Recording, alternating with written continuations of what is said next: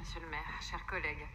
Les actions de soutien menées par la ville de Paris ont permis de sauvegarder et de créer de nombreuses petites enseignes parisiennes dans les secteurs liés au commerce et à l'artisanat. Et une attention particulière est portée quotidiennement par la ville de Paris et ma collègue Olivia Polski aux librairies indépendantes afin d'en assurer la préservation et l'installation face à la pression foncière et locative ainsi qu'à une concurrence accrue du e-commerce.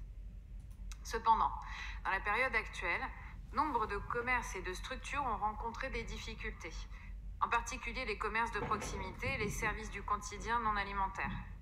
Parmi eux, les commerces culturels. Mais, et nous nous en félicitons pour les libraires parisiens, le livre ne s'est jamais aussi bien porté qu'en 2021.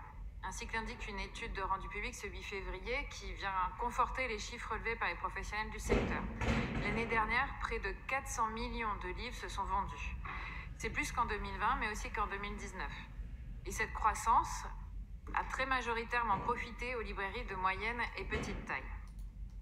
Pourtant, malgré ces résultats encourageants pour le secteur, la société Arteum, qui a repris en 2019 la gérance des librairies MK2, a annoncé abruptement il y a un mois sa décision de mettre fin à son activité de librairie au MK2 Quai de Loire ainsi qu'au MK2 Bibliothèque. Pour justifier cette fermeture, Lorraine Dauchez, PDG d'Arteum, a déclaré que les deux librairies étaient déficitaires, mais sans avancer de chiffres.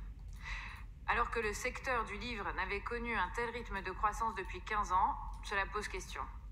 En effet, ce groupe spécialisé dans la gestion des boutiques de musées aurait d'autres projets pour ces deux librairies qui pourraient être transformées en cafés ou boutiques.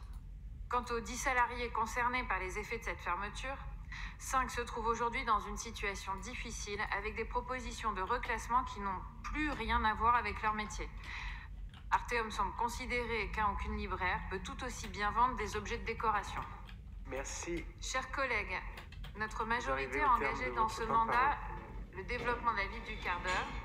Aussi, ce vœu impulsé par les élus du 19e et porté par l'ensemble des élus des groupes de la majorité demande que ces deux lieux puissent rester ouverts et dédiés à une activité de librairie indépendante, tout en considérant les salariés. Merci à vous. Pour vous répondre, Madame Polski.